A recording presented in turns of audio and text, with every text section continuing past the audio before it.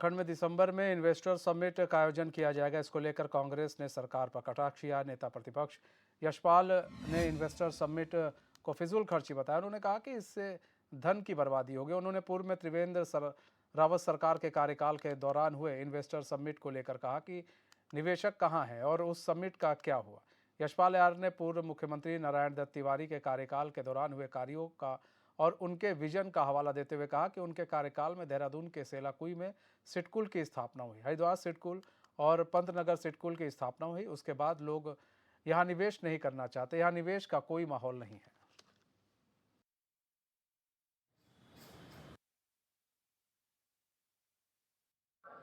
कि इस वाले में कुछ बड़ा निवेश आएगा जैसे त्रिवेंद्र जी के टाइम पे आया। तो बड़ा निवेश आया था, उनके हिसाब से निवेशक आए थे 1,20,000 करोड़ आ गया था। तो कहाँ है वो? कागजों में तो अभी वो ना है। हाँ, इन्वेस्टर मीट के नाम पर पैसे की फिजूल खर्ची जरूर होगी। मोदी बड़े जी लोग आएंगे, उद्योगपति आएंगे, नेता आएंगे, मंत्री आएंगे, लेकिन कोई ऐसा विजन नहीं दिखाई देगा, कोई ऐसा समझौता नहीं होगा, कोई उद्योगपति आने को तैयार नहीं, वातावरण ही नहीं है। वातावरण खराब हो रहा है उत्तराखंड का, तो ऐसे में कौन आएगा यहाँ पर?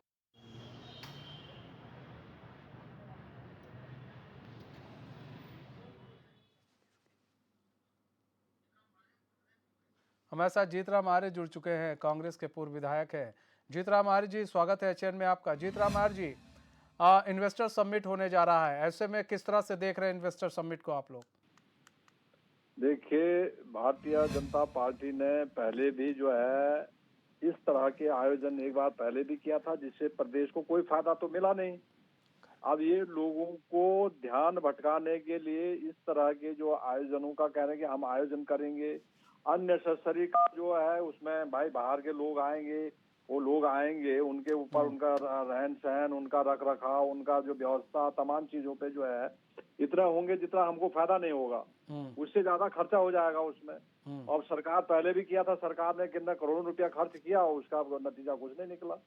तो इस तरह से जो है सरकार की एक ये जो है लोगों को बरगलाने का या मुख्य मुद्दे से ध्यान भटकाने का, भाई जो आपका जैसे आप कहते हैं कि भाजपा कहती है कि मेरा बूथ मजबूत, मेरा बूथ बहुत मजबूत, वैसे अगर ये कहते हैं कि मेरा स्कूल बहुत मजबूत, मेरा अस्पताल बहुत मजबूत, इस तरह की बात अगर ये करते तो जनता को कुछ राहत मिलती।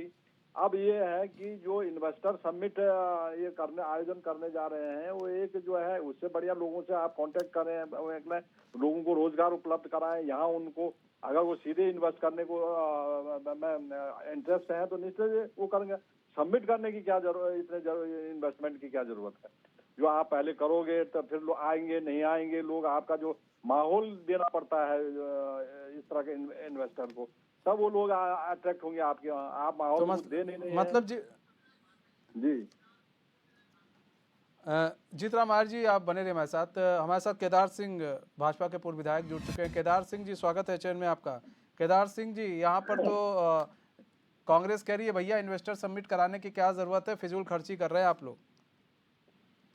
देखिए, अब ये तो कांग्रेस का अपना विचार है कि फिजूल खर्ची है क्या है, लेकिन देखिए प्रदेश में हमारे पास जो संसाधन उपलब्ध है जिस भी प्रकार के या अन्य उद्योगों को स्थापना करने के लिए जो हमारे पास हर प्रकार के संसाधन है, मानव संसाधन से लेकर के प्रशिक्षित मानव संसाधन से लेकर के अप्रशिक्षित मानव संसाधन से लेकर के, तो उस पे अगर प्रदेश में उद्योग स्थापित होते हैं और इन्वेस्टर्स आते हैं, इन्वेस्टर्स को जो है इंसेंटिव दिए जाते हैं, उनको आमंत्रित किया जाता है, तो मैं समझता हूँ ये तो जो प्रदेश के हमारे प्रशिक्षित बेरोजगार हैं, चाहे अप्रशिक्षित बेरोजगार हैं, उनके रोजगार की दिशा में भी बड़ा कदम होगा और प्रदेश की आर्थिकी को बढ़ाने के लिए भी एक अच्छी बात होगी। जीतराम आर्य जी, जीतराम आर्य जी, अब सवाल ये है कि सर क्या मतलब इन्वेस्टर समिट ना कराया जाए, आप ये चाह रहे हैं यहाँ पर? ऐसा है कि पूर्व में जो कांग्रेस सरकार के माननीय नारायण दत्त तिवारी जी ने तमाम यहाँ पर उद्योगों का जो जाल फैलाया था, वो धीरे धीरे इन सरकार की गलत नीतियों से, भाजपा की गलत नीतियों से 7 से 12 में जो भाजपा की सरकार रही या 17 के बाद जो भाजपा की सरकार आई, उन तमाम समय में इन्वेस्टर को बंद करके जाना पड़ा यहाँ से। उनको कोई सुविधा नहीं मिल पाए, उनको यहाँ पर लोगों को उनको रोक नहीं पाए, उनको उन पे विश्वास नहीं जगा पाई सरकार। और आज धीरे धीरे क्या हो रहे हैं कि जो उद्योग आपका भीमताल में हिलट्रॉन का है, यही कई रुद्रपुर की बात है, यही सितारगंज की बात है, कई चीजें इनकी सरकार की गलत नीतियों के कारण, भाजपा की सरकार के जिस तरह के इनका वो रवैया है वो बंद होने जा रही है।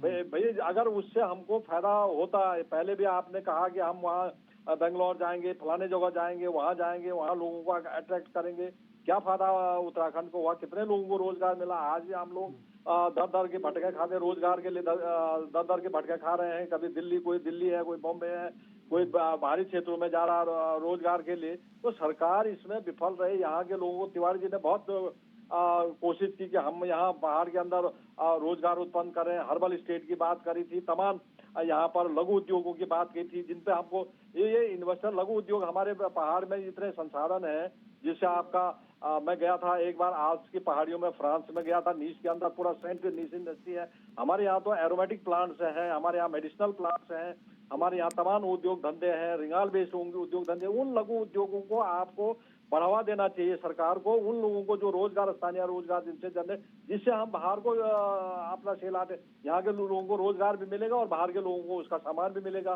तो इस तरह की जो जरूरतें थी, जो उस तरह के कार्य सरकार को करने चाहिए थे। हमारे जो नेचुरल रिसोर्स बेस्ड जो हमारे इंटरप्राइज डेवलपमेंट होना चाहिए था, वो करना चाहिए। हमारे पास आंवला है, हमारे पास वाइल्ड एप्रिकॉट है, जिसका ऑयल बहुत कीमती बिनता। उन छोटे छोटे लघु उद्योगों को, उनको उन चीजों को डेवलप करते, फार्मर्स को डेवलप करते, फार्मर्स को सुविधा देते। आप सुविधा तो किसी को नहीं दे रहे हैं, बड़ी बड़ी चीजें कर रहे हैं कि हम तो विदेश से इन्वेस्टर बुलाएंगे, फलाने से बुलाएंगे। भाई आपके घर में आप रोजगार उत्पन्न करो ना, आपके घर में संसाधन है, आप उन संसाधन को लोगों को बेचोगे, वो अपना कहीं और बढ़ाएंगे उसको। तो आज इस चीज की जरूरत है कि पूरा सेंट इंडस्ट्री है, आपका ऑटोमेटिक है। केदार सिंह जी जवाब दे दीजिए। हाँ जी, केदार सिंह जी। हेलो जी जी। केदार सिंह जी जवाब दीजिए। देखिए हमारे पुराने मित्र आर्य जी ने भी कहा, और मैं इस बात से इनकार नहीं करता हूँ कि माननीय तिवारी जी जो जिनके समय पे यहाँ पे बहुत अच्छे उद्योग धंधों की स्थापना हुई, इसमें कोई दो राय नहीं है। लेकिन मेरा कहना तो ये भी है कि उनके समय पे जो उद्योग धंधों की स्थापना हुई, वो ज्यादातर जो हमारे सिडकुल्स विकसित हुए, वो मैदानी के क्षेत्रों में, हमारे चाहे सेलाकोई का क्षेत्र हो, चाहे हरिद्वार का, बहादुराबाद का क्षेत्र हो, ऐसे ऐसे स्थानों पे, चाहे उधम सिंह नगर का क्षेत्र हो। लेकिन उसके साथ ही जो हमें पहाड़ में जो हमारे संसाधन हैं, जल जंगल जमीन को लेकर के, चाहे वो जड़ी बूटियों से संबंधित हैं, चाहे जल से संबंधित हैं, चाहे जमीन से संबंधित हैं, हॉर्टिकल्चर से संबंधित हैं, बहुत भरपूर संसाधन हैं। और उन संसाधनों के दोहन के लिए, और जो पहाड़ में हमारे प्रशिक्षित और अप्रशिक्षित बेरोजगार साथी हैं, उनके घरों तक जो है, मतलब उनको रोजगार वहीं पे मुहैया करवाने के लिए भी एक बड़ी मुहिम की आवश्यकता है।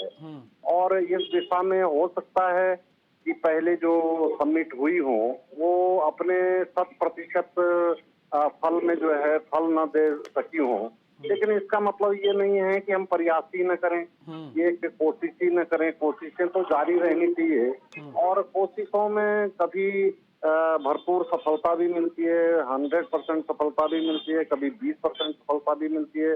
तो कोशिश जो है जारी रहनी चाहिए, और मैं समझता हूँ कि ये कोशिश जो है सरकार के ही माध्यम से हो सकती है, और सरकार उस तरफ जो है वो कार्य कर रही है। उसके लिए हम सबको जो है सरकार का प्रोत्साहन भी करना चाहिए, सहयोग भी करना चाहिए, और ये देखना चाहिए कि हम अपने प्रदेश में, विशेषकर पर्वतीय क्षेत्र में, उद्योगों की स्थापना कर पाएं। और जो उद्योगों की स्थापना में एक बड़ा हर्डल पर्वतीय क्षेत्र में था कि यहाँ पर जो ट्रांसपोर्टेशन की बात है, ट्रांसपोर्टेशन में जो रेलवेज की बात है, तो रेलवेज के न होने के कारण ट्रक का मुकाबला हम रेलवे से नहीं कर सकते हैं।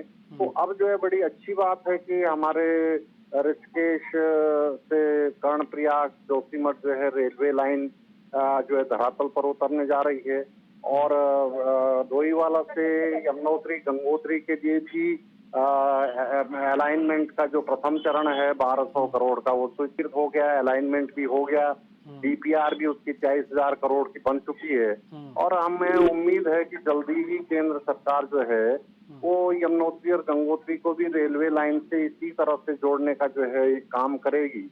मैं समझता हूँ पर्वतीय क्षेत्र में भी जो है लघु उद्योगों की जो स्थापना है वहाँ के संसाधनों के अनुसार, वहाँ के संसाधनों के अनुरूप जो है वो जल्दी ही जो है हमें उसमें सफलता मिल सकती है और इन्वेस्टर्स जो है उसमें आ सकते हैं। जीतराम आर जी, देखिए बड़े साफ सुथरे शब्दों में केदार सिंह ने कहा कि हो सकता है कि पहले हमें सफलता ना मिली हो, लेकिन अब सफलता नहीं मिली है तो इसके आस में अब हम, ऐसा थोड़ी है कि हम छोड़ देंगे, आस छोड़ देंगे। हमें आशा तो करनी चाहिए ना। अगर नहीं मिली तो ठीक है, कोई बात नहीं। इन्होंने ये भी नहीं कहा कि हमें मिली थी, कुछ नहीं, उन्होंने बड़े साफ सुथरे शब्दों में कहा कि नहीं मिली, लेकिन अब अगर मिल रही है तो क्या दिक्कत, क्या अगर मिल जाती है तो हमारे क्षेत्र के लोगों के लिए ही फायदा है। बहुत अच्छा, रावत जी ने बहुत अच्छी बात कही। हमारे भाई पुराने उसमें है, उनको भी बहुत अनुभव है पर्वतीय क्षेत्र। जो मेरा कहने का उद्देश्य था कि यही चीज जो है, जो अभी रावत जी ने अपने वक्तव्य में कहा कि पहाड़ी क्षेत्रों में हमको, क्योंकि प्लेन में तो बहुत सारे संसाधन है, वहाँ का एग्रीकल्चर प्रोडक्शन भी बहुत अच्छा है, आप खेती भी करेंगे वहाँ तो जो है के जो युवा है जो पहाड़ से पलायन हो रहा है, उस पलायन को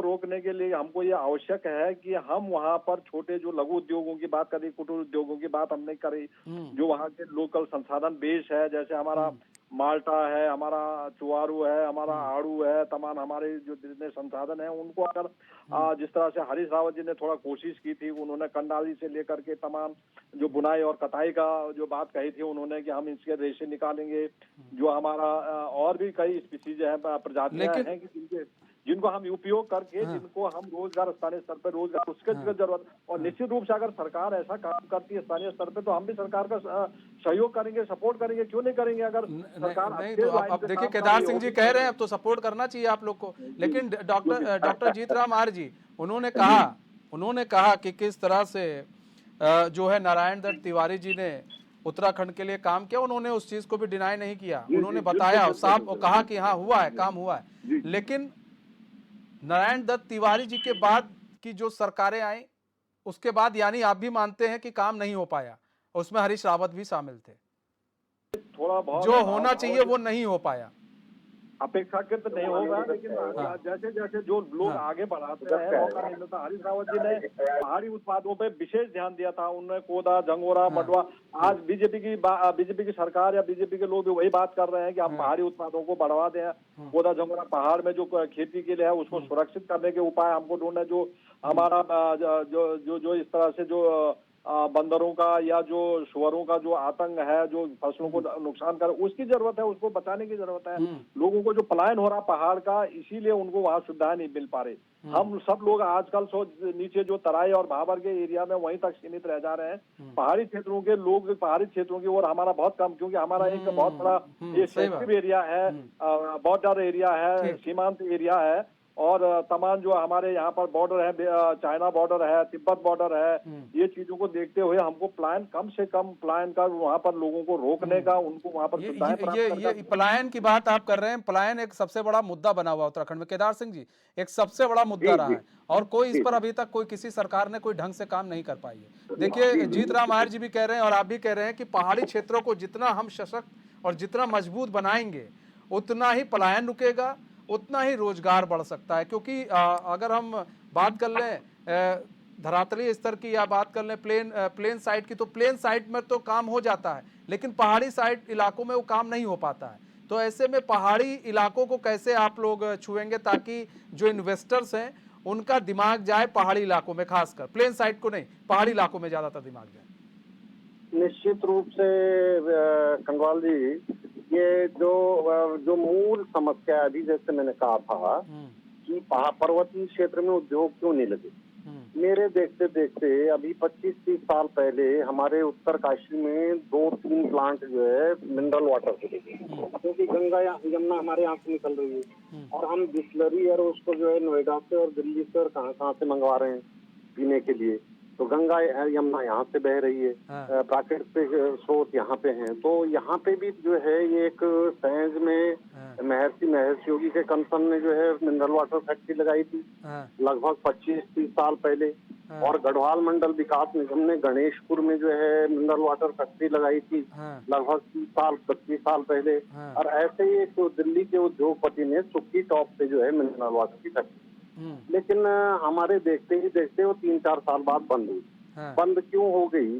क्योंकि हम खाली बोतलें भी जो है वहां से ढो के ला रहे हैं, हाँ। और उसका उत्पादन हो रहा, तो उसके खपत के लिए बाजार भी दिल्ली बम्बई है, हाँ। कलकत्ता है, वहीं भेजना है ना, इतना तो यहाँ पे कंजम्पशन नहीं है। हाँ। तो जो ट्रक का जो भाड़ा है उन खाली बोतलों को यहाँ तक पहुँचाने में, फिर भरी हुई बोतलों को वहाँ पहुँचाने में, वो जो है हम रेलवे से कम्पीट नहीं कर सकते।